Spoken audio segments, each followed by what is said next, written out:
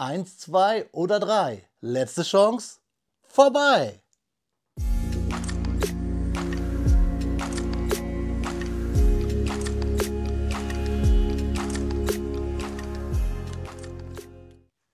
Willkommen in der Noppenklötzchen-Scheune.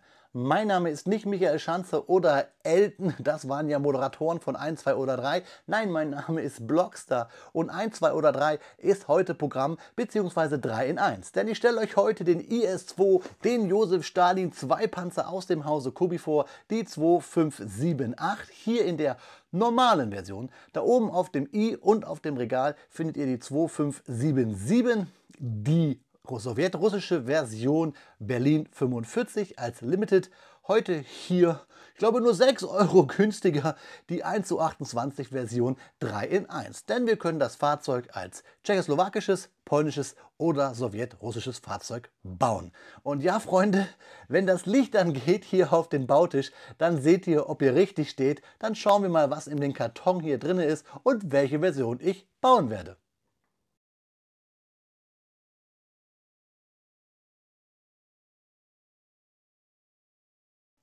Ja, Freunde, da haben wir unseren schweren Panzer, unseren IS-2, unseren Josef Stalin 2 auf den Bautisch, die 2578, die normale Version im Vergleich zur Limited 2577, die ich euch schon vorgestellt habe.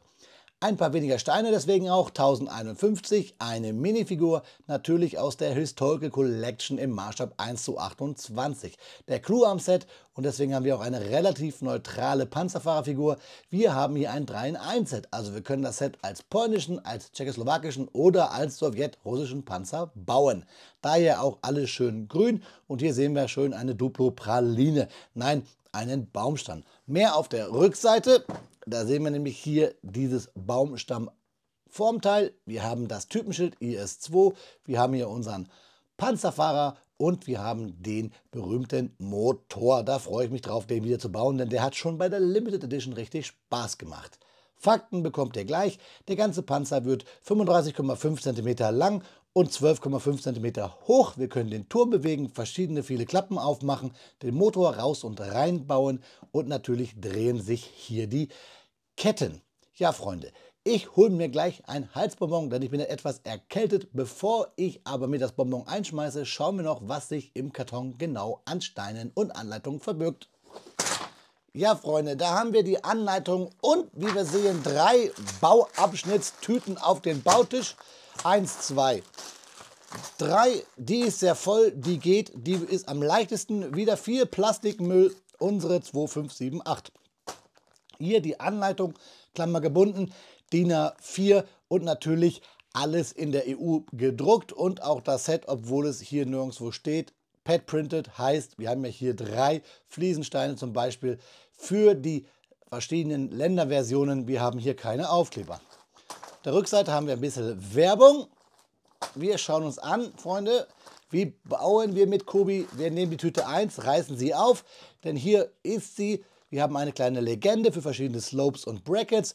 Der erste Bauschritt ist farblich. Der zweite ist auch farblich, aber der Schritt davor ist dann ausgegraut. Das sehen wir hier. In den Rechteckchen haben wir immer die Steine, die wir brauchen. Pfeile weisen uns den Weg. Und hier sehen wir schon mal ein bisschen eine Legende. Hier A, wir brauchen also diesen kleinen Slope mit der Schräge. Wir haben auch Anlegehilfen. Hier sehen wir eine 1x4er Flat-Teil und hier eine 1x8er müsste das sein oder 1x10er.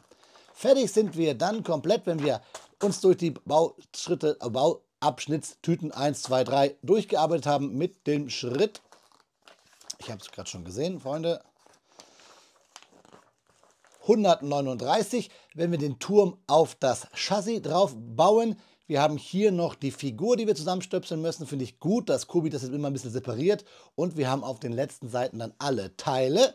Hier sehen wir auch die bedruckten Fliesen für die Länderkennzeichnungen. Und wenn euch ein Teil fehlt, könnt ihr es hier nachgucken und könnt ihr es da auf der Webseite www.kubi.eu/service auch reklamieren. Hier haben wir ein bisschen Werbung. Schaut einfach mal oben auf dem i vorbei. Ich habe schon viele Kubi-Sets euch hier vorgestellt. Und ganz zum Schluss die Karte für Kubis Tabletop Game. Freunde, ich würde die Anleitung nie zerschneiden. Wenn ihr das zocken wollt, kopiert euch die raus, weil Anleitung zerschneiden mag ich gar nicht. Was ich aber mag, ist für euch Fakten rauszusuchen und wenn ich sie euch vorstellen darf, dann darf ich bauen, hier klemmen. Deswegen euch viel Spaß bei der Faktenzeit und mir beim Klemmen und beim Bonbonlutschen für die Stimme.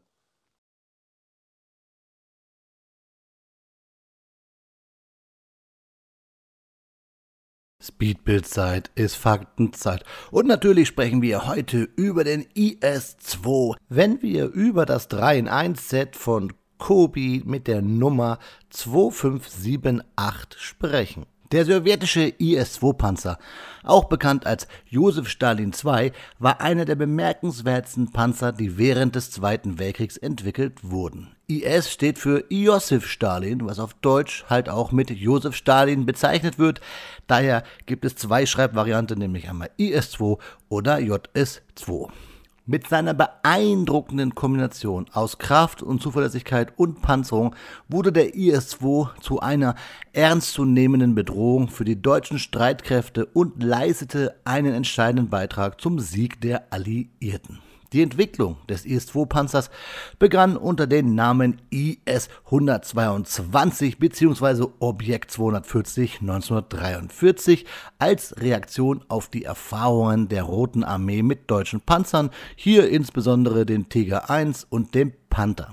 Die sowjetischen Ingenieure strebten nach einem schweren Panzer, der in der Lage war, feindliche Panzerungen effektiv zu durchdringen und dabei eine hohe Überlebensfähigkeit auf dem Schlachtfeld zu gewährleisten waren.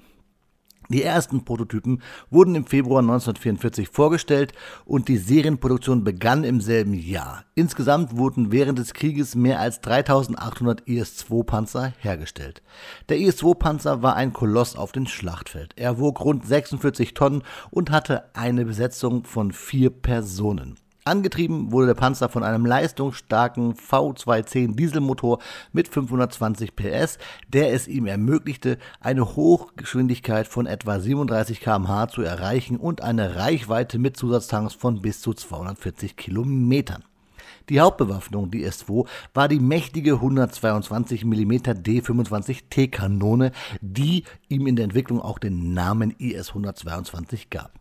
Diese Kanone konnte eine Vielzahl von Geschossen abfeuern, darunter panzerbrechende, hochexplosive und Sprenggranaten. Mit ihrer hohen Mündungsgeschwindigkeit konnte die Kanone die meisten deutschen Panzer problemlos durchdringen und dem IS-2 eine entscheidende Überlegenheit im Kampf verleihen. Die Feuerrate des IS-2 lag aber sehr niedrig bei 2 Schuss die Minute aufgrund der zweigeteilten Munition. Ebenso nahm die Mündungsgeschwindigkeit bei weiten Entfernungen ab, so dass Panzerkampf auf weite Entfernungen hier fast unmöglich waren. Die Panzerung des IS-2 war für die damalige Zeit beeindruckend. Die Frontpanzerung betrug bis zu 120 mm, was ihm nahezu immun gegen viele deutsche Panzerabwehrwaffen machten. Trotz der starken Panzerung war der IS-2 immer noch relativ beweglich und konnte erfolgreich in verschiedenen Kampfsituationen eingesetzt werden. In den folgenden Schlachten, einschließlich der Befreiung von Leningrad und der Operation Bagration, bewährte sich der IS-2 erneut als wirkungsvolles und zuverlässiges Kriegsgerät. Nach dem Ende des Zweiten Weltkriegs blieb der IS-2 noch lange Zeit im sowjetischen Dienst. Er wurde auch in den Streitkräften anderer Länder eingesetzt, darunter China, Ägypten, die DDR mit der kasernierten Volkspolizei und somit später auch in der NVA, Polen, die Tschechoslowakei und Nordkorea. Mit der Zeit wurde der IS-2 durch modernere Panzer ersetzt, blieb aber bis in die 1970er Jahre aktiv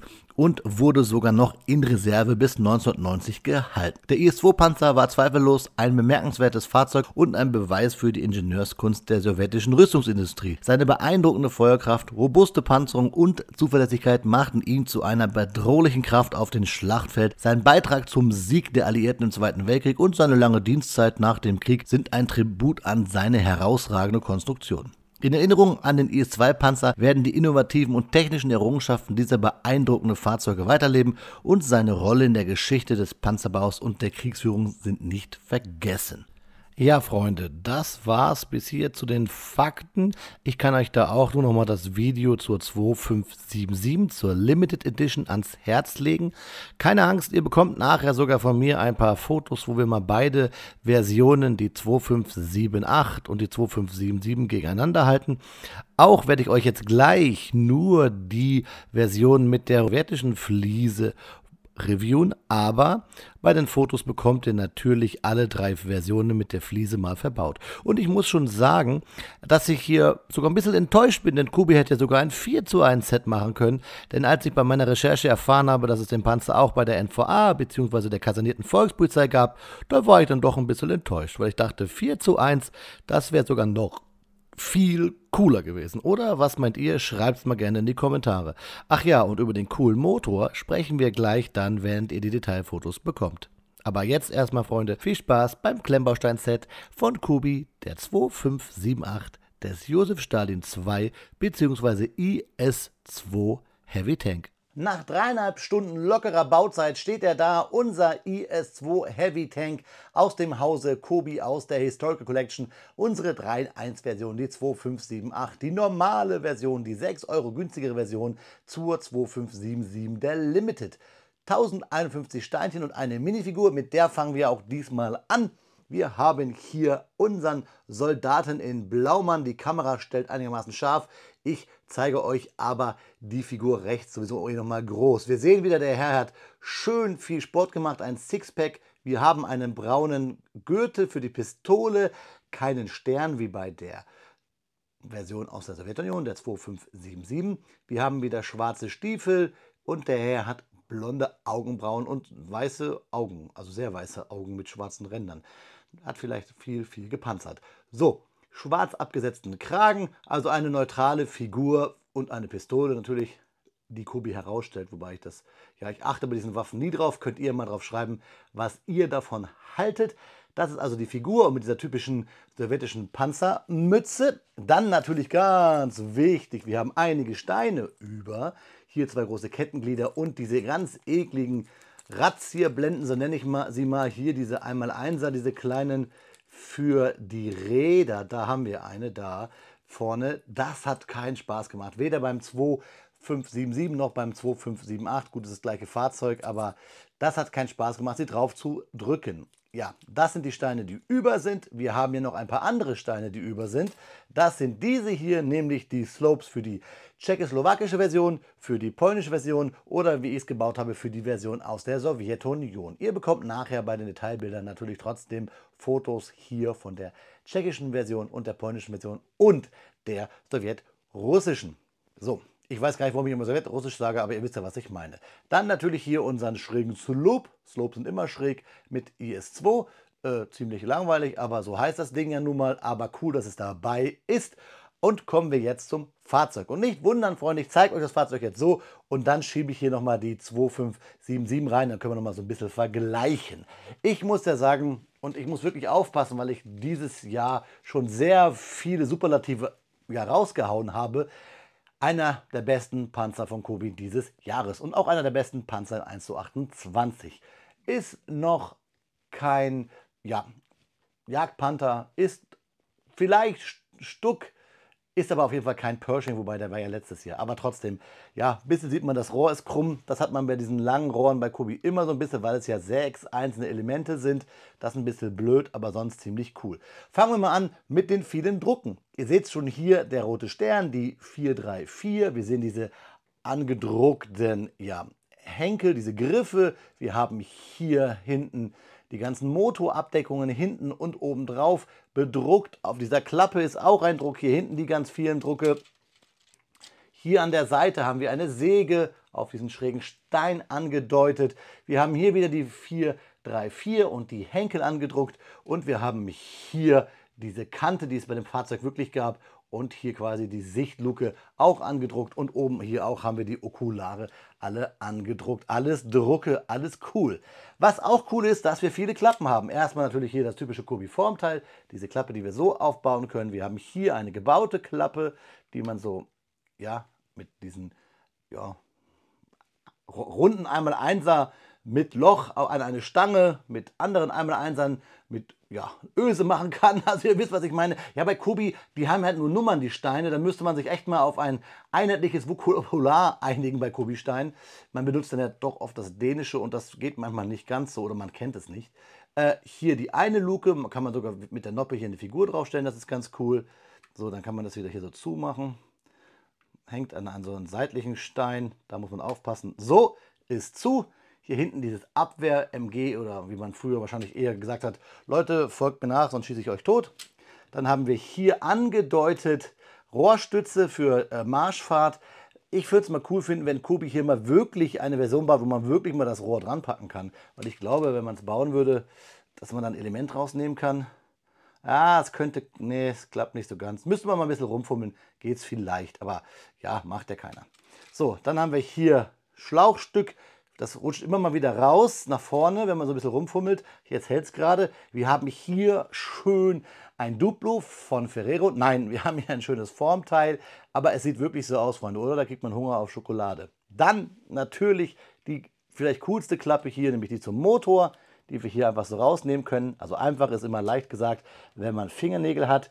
Ich bin ja leidenschaftlicher Kobi-Bauer und deswegen gehen bei mir die Fingernägel logischerweise irgendwann alle aus. Naja, machen wir es so.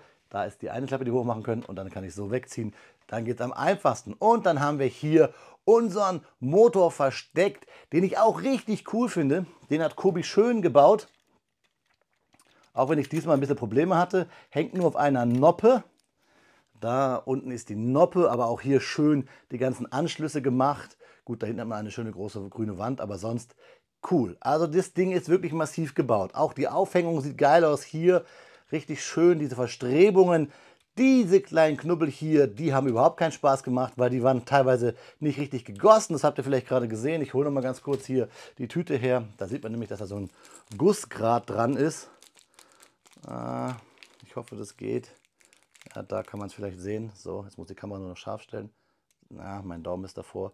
Aber ihr seht es vielleicht, da ist immer so ein bisschen Plastikrest und dann kriegt man es nicht ganz gut reingedrückt. So, Kamera mal scharf. Auf diese Räder. Trotzdem einfach cool zu bauen. Der Turm, ja, wie gesagt, ich mache nochmal ab, ist vielleicht ein bisschen tricky zu bauen, einfach weil er auch nochmal sehr viele Steine hat, weil er hier diese Dreiecksteine hat, diese neuen da abgerundet, hier Slopes, ganz viele da. Ich finde auch von oben sieht man, dass die linke Seite mehr Stein rausragen hat hier als die rechte. Also trotzdem bekommt er diese typische coole Form hin. Und ja, man braucht ein bisschen, aber er hat Spaß gemacht zu bauen. Ihr seht da von unten, wie kleinteilig dieser Turm hier irgendwie gebaut ist. So, geht wieder drauf. Und dann der Motor. Also einer der schönsten Motoren, die ich jetzt von Kobi so gebaut habe. Auch wenn das hier sehr labberig ist, aber auch da, Freunde, schöne Panzerräder in ja, Anthrazit, wenn man grau, Anthrazitgrün wollte ich gerade sagen. Anthrazitgrau, wenn man es mal braucht, aber auch hier schön bedruckt. Flusen von meinem Bauteppich. Ja, Motor. Dazu hört ihr gleich noch mal ein bisschen was. Fakt rund um den Motor hier hat ja auch eine Geschichte, ist quasi eine Variante des Motors, den wir auch im T34 finden. So, und jetzt baue ich den Motor wieder ein. Wir stellen mal hier wieder scharf. Turm an die Seite. So, und dann müsst ihr halt, ihr seht es gleich, das hier einfach so quasi fast reinplumpsen lassen. Da ist das Loch. Und dann vorne mit dieser Schwungscheibe quasi rein und dann zack und dann hält es auch. Hier ist die eine Noppe für die Klappe. Die Klappe geht wieder zu, aber das sind halt schön die Drucke, die ich euch zeigen wollte. So. Andersrum. So, und dann hält das auch. Also wirklich ein schönes Fahrzeug und deswegen musste ich mir halt auch diese Version nochmal holen. Denn ich fand schon die 2577 ganz cool. Und jetzt seht ihr eigentlich, dass hier wirklich keine großen Unterschiede gibt, außer natürlich die Drucke. Hier diese Einheit, dieser russischen Garde-Einheit und dass wir natürlich hier vorne auf der Haube, ja, Haube ist ja nicht richtig, aber an der Schräge vorne an der Frontpanzerung, dass wir da die 433 haben, während wir hier nichts haben und natürlich hier am Turm dann die gebauten weißen Streifen für die Einheiten, die um Berlin oder in Berlin gekämpft haben damals. Ja, also Freunde, ich habe es euch bei dem Video hier schon gesagt, der 2577, dass ich mir die 2578 auch nochmal kaufen werde. Ja, jetzt hier Kettenschaden, aber ich zeige es euch trotzdem nochmal. Große Ketten kann man leicht wechseln. Übrigens auch sehr cool hier der Scheinwerfer, weil ich euch natürlich noch einen kleinen Fahrbericht zeigen will für alle die, die vielleicht das Video zum 2577 der Limited Edition nicht gesehen haben. So, eigentlich sind die gar nicht so sehr auf Spannung hier. Trotzdem habe ich das schon ein paar Mal gehabt, dass mir die Kette locker gegangen ist. Ich zeige euch jetzt aber nochmal, wie gut der fährt. Also hier, da reißt mir die Kette. Blödes Beispiel. Ich baue es euch aber zusammen. Kriegt heute sogar quasi extra nochmal, wie soll ich das sagen, nochmal kein Speedbild, aber nochmal eine Faser, wo der liebe Bloxy baut. Bei diesem Fahrzeug mache ich das doch gerne. So, zack, da. Und jetzt fahren wir noch einmal. Und ihr seht, dass das Fahrzeug wirklich super rollt. Also ich kann es hier am Rohr ziehen und gut. Ich glaube, bei meiner Kette ist irgendein Teil kaputt, aber ich habe ja, Gott sei Dank, ein paar Kettenglieder noch über. Ich ziehe jetzt die Kette wieder drauf, meine lieben Freunde. Übrigens, der fährt genauso gut, ne? Hier. Und dann schauen wir uns zum Abschluss noch einmal in die Augen. Zuerst bekommt ihr aber natürlich nochmal Detailfotos von beiden Versionen sogar. Wie immer an dieser Stelle, liebe Freunde, bekommt ihr Detailfotos, damit ihr euch selber ein Bild machen könnt von den Sachen, die ich euch gerade beim Review des Kobi-Set 2578 gezeigt habe. Aber ihr bekommt hier ein extra Feature, denn ich habe es euch ja gesagt, ihr bekommt auch die 2577 hier mal als Foto gegenübergestellt und ich habe einmal alle 3 Versionen dieses Fahrzeugs gebaut, damit ihr sehen könnt, wie diese extra Slopes bei diesem Fahrzeug sich machen. Was meint ihr? Welches ist eure Lieblingsversion? Schreibt mir das gerne bitte mal unten in die Kommentare. Und dann, Freunde, müssen wir natürlich über den Motor sprechen, der im IS2 verbaut ist.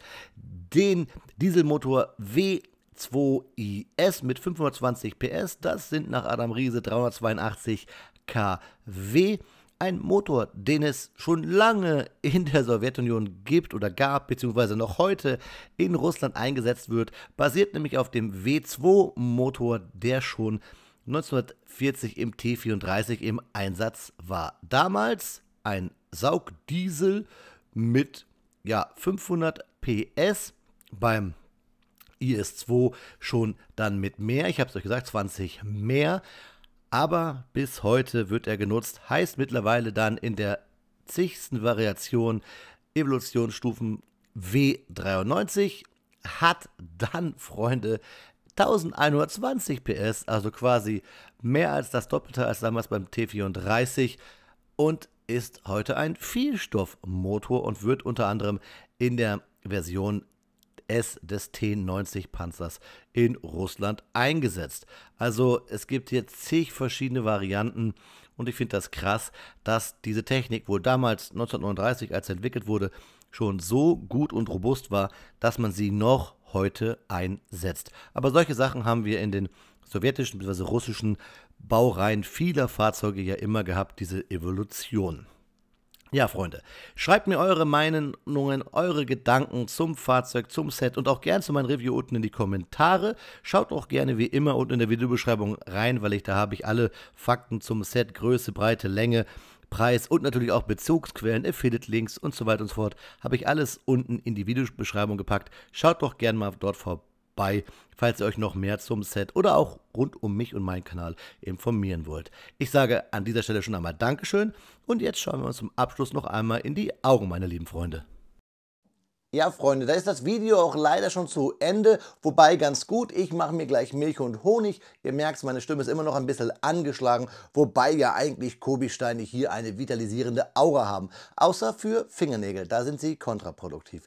Egal, Freunde, ein tolles Set, wobei teuer, glaube ich, im Vergleich zur Limited. Da oben steht sie, ich nenne sie mal Josef 1 und Josef 2, obwohl sie beides Josef 2 sind. Ihr habt es ja gehört im Video.